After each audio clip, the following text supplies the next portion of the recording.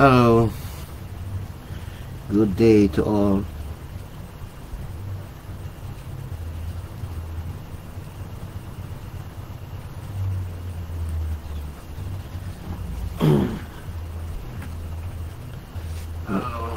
Nagbabolos ko dyan.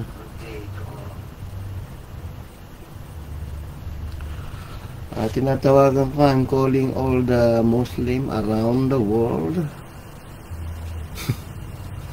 They are telling that the history of Lot is incest because of their ignorance in Sodom and Gomorrah. Only 3 persons left, so they feel that nobody is on earth. So tagalogin ko na lang. Sana ma-translate nyo na sa ibang wika. Itong mga Muslim na to, nagsisipan nila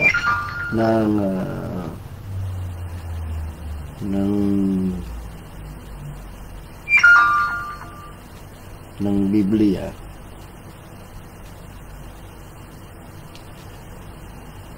Nilinis nila yung Quran nila. They try to make their Quran clean.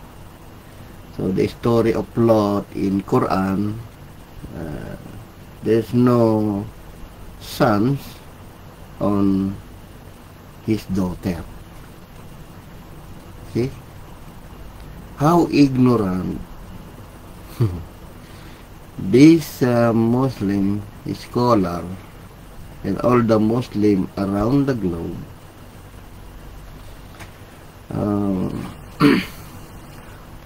in telling lies in all the people of the world.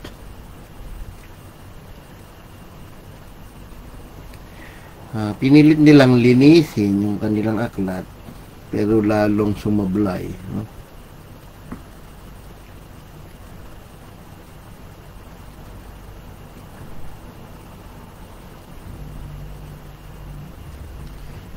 Ngayon, siguro may translation naman yun sa ibang wika, so magtatagalo ko para mas madaling maintindihan ng mga Pilipino. Okay. Sinasabi nila, it was the destruction. Sinasabi nila, the Bible teaches immorality. But, that is history. Yan ang istorya. Nagunaw, it was the destruction of Sodom and Gomorrah. So they were only 3 who were left. And they were afraid that all the people in the world will vanish.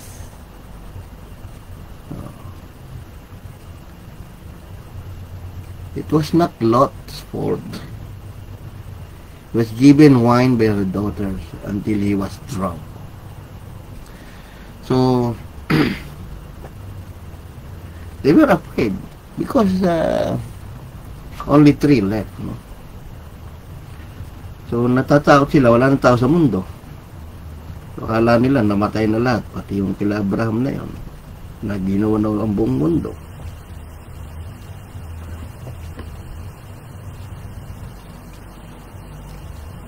Kita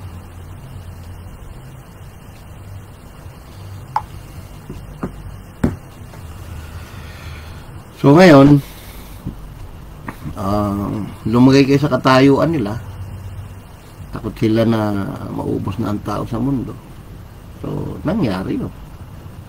Ngayon, that was the start of the race of Moabita and Ammonita which is the great grand mother of David,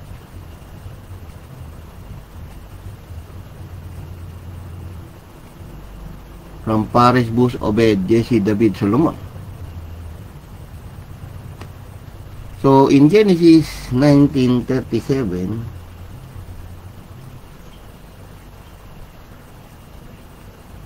and the elder bore a son, and she called his name Moab. He is the father of the Moabites unto this day. See? So meaning, are there Moabites in this world? Oh, you see, you can type the Moab in, you can research who are the people in the Moab in this Bible. You see the kingdom of Israel there. So the kingdom of Ammon, the kingdom of Moab. So it is, I think it's Jordan, ano? Oh. Because the Sodom and Gomorrah is in near Jordan. Next, the younger also bore a son, and she called him Ammon. So that is the son of my people. He's the father of the Ammonites unto this day. You see, unto this day. There are Ammonites, and you can see where is their location in the map.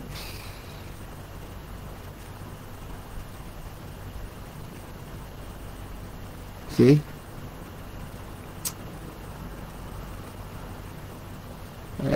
Ala. What? Walang bakas ng lumipas. There's no trace of the past. This book, the Quran. Nothing. All are fabricated. It is based on the history of this world. Hala, walang bakas na lumipas ang mga Muslim talaga. Hindi alam nung Allah nila na si Lot ay kailangan ito mangyari dahil dyan lalabas si David. In Islam, David cannot be born. Why? Because of the fake Lot, the Islam, King David cannot be born, Solomon cannot be born unto Jesus Christ. Why? Because Ruth is the great grandmother of David is Moabites. In Ruth 4:10, Allah has forgotten the generation of his creation only in Islam. Ruth is Moabites, taken to wife Ruth the Moabites. Bus, the great grandfather of David. Kung hindi na anakan ni Lot yung anak niya, dahil hindi naman lahat ng tao ay ginugunaw ang mundo, paano magiging incest yun? Mga unawa kasi ng Muslim talagang sablay eh. Incest na daw yun eh. Unawain niyo yung history. Ano yun nangyari? Kayo man ang gunawin. Paano mag-i-incest? Ginuunaw ba yung mundo ngayon? Ginuunaw ba yung lugar nyo? At mag-i-incest kayo kuno-kuno? Hindi lahat ng nababasa sa Biblia eh utos ng Diyos. History yun. Hindi yun pinagagawa sa tao. Wala na ba kayong isip? Sino ka pinagawa ng arko, gagawa na kayo ng arko. Ganon. Yun ang sinasabi. Nagbabasa ko ng Bible, di nyo alam kung ano yan. History ba yan? Para saan ba yan? Kung ano na lang mabasa, yun na. Mabasa nyo, yun na. Nagbigay ng batas na ganito kung may ganito gagawin. Eh kung lang ang nakalagay. So alam ng Diyos kung ano mangyayari ang ginawa ninyo. Kung may nakasulat na may ng rape doon, binigyan ng batas ng pang-rape, mga-rape na kayo. Ganun ba? Hala, mali ang unawa niyo sa pagbabasa ng Bible, no? Kay mga Muslim. Puro kay pulot. Ayan, napupulot, butata, supalpal. Ha? So, yan po ang katotohanan, mga minamahal na Muslim, na yung Allah nyo hindi talaga yan Diyos. That is not the God of Israel. No? Okay, so I have a lot of topic and I will make it live.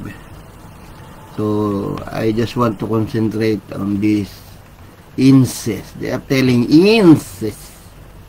Oh my God. How can it be incest?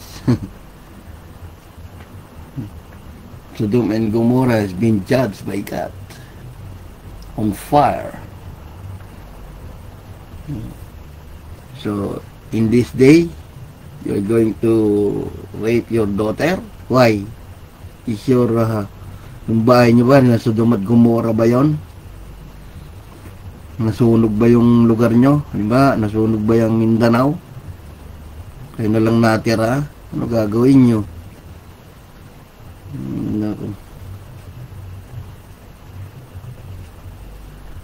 Sabi ni Johnny Kapampangan, Tangben ba? Ay talagang bubugbugin natin yung mga. Okay, so maraming salamat at tinatapos ko na yung aking live. Yun lang naman ang gusto kong paunawa, na kung hindi nagkaanak si Lot ay hindi na maisisilang ang lahi ni David. Nga, ang tawag doon. Wala nang history ng mundo. Kaya ko rin, tapon nyo na lang, sunugin nyo na lang at puro kalokohan lang naman yan. Pinaglululo ko lang kayo yan. Kasi sinasabi nyo galing yan sa panganay. Panganay, ito ang bunso. Dapat sinundan niya yung history ng panganay at may nakukuha tayong history. Bunso naggawa, fabricated history. Wala kang makuhang bakas ng nakaraan. No? So, at hanggang dito na lang at ako mag-e-end na ng live. Maraming salamat sa mga bumaybay at nakinig. Nang matuldukan na yan, mga kalokohan ng Muslim na yan na nagkakalat lang. This is Armand De Castro, Patripasyanism belief. This is a belief, not a church or a sect. Belief. Our church is Yeshua. Okay? In Acts 26:14, Jesus spoke in Hebrew language to Saul and Paul. It's up to you to research. Okay, so papuri at paggalat, pagdakila to our wise God, Judas 1:25, only one Savior, of Isaiah 43:11. Inayin ko na po yung video ko. Pagpaumay ninyo mga Muslim, yan ang katotohanan. Masaktan man kayo, magbago kayo. Brainwash lang nila kayo. Hebrew 5:7, Hebrew 5:7, Hebrew 5:7, nanalangin, Hebrew 5:8, may tiniis, nagsuffer. Kung niligtas yun, paano yun nailigtas, nagsuffer. Ganun. Please lang mga Muslim, magbasahin ng context. Ang Biblia ay hindi yan pulot-pulot lang.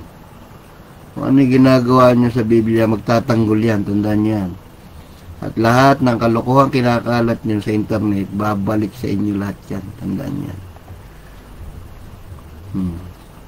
So, nahin ko na po yung live ko. Maraming salamat sa nakabasa. Shoutout kay Kajani Kapampangan, no? Tangbahin, banat, sabi niya.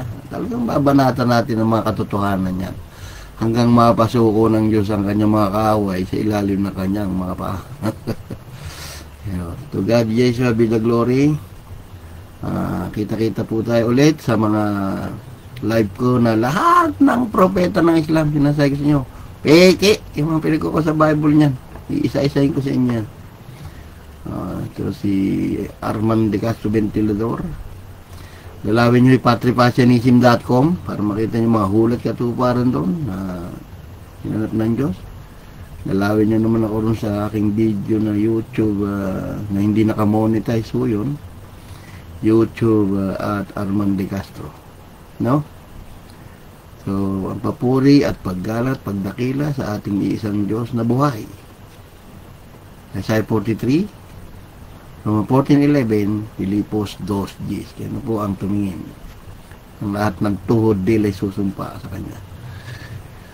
Okay, goodbye.